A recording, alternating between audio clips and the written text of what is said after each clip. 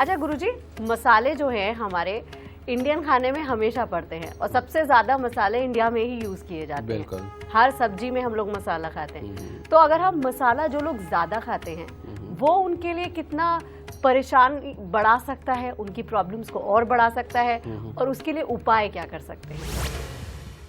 अब बेटा, मसाले भी एक तरह के नहीं होते, मसाले बहुत तरह के हैं। और मसालों की खासियत ये है कि लगभग हर ग्रह से रिलेटेड कोई ना कोई मसाले हैं। जैसे आपने काली सरसों देखी होगी, काली सरसों, जीरा और लौंग, ये राहु से रिलेटेड है। दालचीनी, मुलट्ठी, ये बृहस्पति से रिलेटेड है। काली इलायची, वो बुध मिश्रित शनि से रिलेटेड है। समझे? इस तरह बेटा हम जितने मर्जी मसालों का नाम ले सकते हैं, हर मसाला किसी न किसी ग्रह से कंसर्न है। लेकिन जो इकट्ठे गरम मसाला जिसे हम बोलते हैं, जिसमें बहुत सारी चीजें मिलाकर के पीस दी जाती है, उस मसाले को हम राहु बोलते हैं। और राहु है क्या? ना आकाश में कोई ग्रह है, ना धरती पे कोई चीज चलती हुई नजर आती है, ना कोई स्तंभ है। तो राहु कौन है? मैं आज आपको इसका खुलासा कर देता हूं बेटा कि राहु क्या है। आकाशमंडल में जो 7 ग्रह हैं, इनका प्रभाव जब हमारे शरीर पर पड़ता है, अब वही ग्रह, मान लो सूर्य है, वो कभी मेष राशि में होता है, कभी मकर राशि में होता है, और वो कभी कर्क में होता है।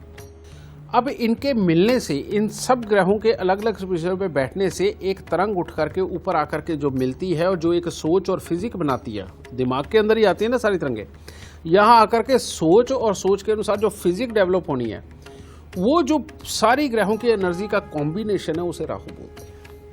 इसीलिए बहुत सारे मिक्स गरम मसालों को भी राहु ही बोला जाता है। समझ गए ये चीज? अब मसालों में जो लोग सांस की तकलीफ से ग्रसित हैं, अस्थमा जिनको रहता है, जिन लोगों के यहाँ प्रोफेशनल तो लोग कामयाब होते हैं लेकिन बिजनेस के अंदर कामयाब नहीं होते, जिन लोगों के यहाँ पर भाई भाई में आपस में नहीं बनती और पिता और पुत्र के विचार नहीं आपस में मिलते, समझे, और या फिर पुत्र पिता के पास में रहता हुआ किसी काम के ऊपर जब सेट नहीं होता, तो बेटा इन लोगों का केतु खराब होता है। और जिन लोगों का केतु खराब हो, वो अगर सरसों की चोक, जो कि आम अरहर की दाल वगैरह में लगा के खाते हैं, या इमली डाल करके खाने वाले जो स्वाद जो होता है वो, ठीक है, या फिर किसी भी तरह से ये अपना बहुत सारे मसाले मिक्स करके ज़्यादा मसाले वाला खाना खाना, बेटा इन लोगों के लिए बेहद घातक होता है। ख़ास तौर पे अगर इसका एक छोटा सा एग्जांपल देता हूँ, आपके यहाँ 2 या 3 पुत्र हैं, 4 हैं मान लीजिए, जो आपसे दूर है, दूसरे शहर में रहता है या विदेश में रहता है, अगर वो कामयाब है और आपके पास जो पुत्र रह रहा है वो अगर कामयाब नहीं है, समझ गए, और आपके साथ में भी कोई ना कोई दिमागी क्लैशेस उसके बने ही रहते हैं, और घर में अगर सांस की तकलीफ है, समझ गए, तो ऐसी अवस्था में आपके घर के अंदर सबसे बड़ी बात, रसोई और वॉशरूम ये आमने सामने होंगे, एक ये चीज़। दूसरी बात, घर का जो सेंटर पोर्शन है वहाँ पर रसोई होगी लेकिन अंधेरे में, यानी कि ऊपर छत होगी, ये चीज़। तीसरी बात बेटा, बाहर से आप जब अपने घर में एंटर करोगे तो पहले स्टेप चढ़ के मेन वेड़े में और उसके बाद स्टेप चढ़ के रूम में जाओगे, ये इसकी खासियत होगी। और जब बाहर से एंटर करोगे तो सामने 2 दरवाजे होंगे, ये भी इसके सीन है।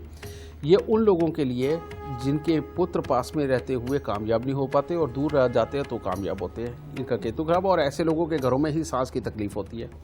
और ऐसे लोगों का एक और सिम्टम होता है कि अगर इनका कोई मकान ऐसा रहे जो रोड के लेवल से नीचे चला जाए, समझे, तो इनके घर में दुर्भाग्य पूरी तरह से आ जाता है और कभी भी कोई भी सुख नहीं मिल पाता, उसके बाद लगातार तकलीफें पाते हैं, हर काम खराब होता है। ऐसे लोगों को खास तौर पे बेटा जीरे की छौंक डाल के वो खाना, सरसों काली या पीली इसको छौंक लगा करके खाना, समझे, या गरम मसाले खूब सारे डाल के नॉन-वेज बनाना और उसको खाना, बेटा इनकी मानसिकता, इनकी फिजिक और इनके कर्म, इन सबको अपने आप बिगाड़ता चला जाता है और सक्सेस दूर रखता है।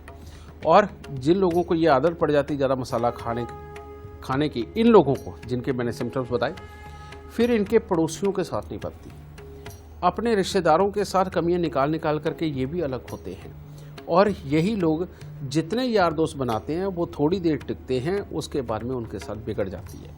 और इनके जो बच्चे हैं उनके ऊपर कोई भी भरोसा नहीं करता, क्योंकि कुदरती बात है थोड़ी सी सेल्फिशनेस आने लगती है और उसके कारण दोस्तियाँ छूटती हैं। ठीक है, अब देखा बेटा, एक जीरा और सरसों क्या कर सकता है, बिल्कुल समझ गए।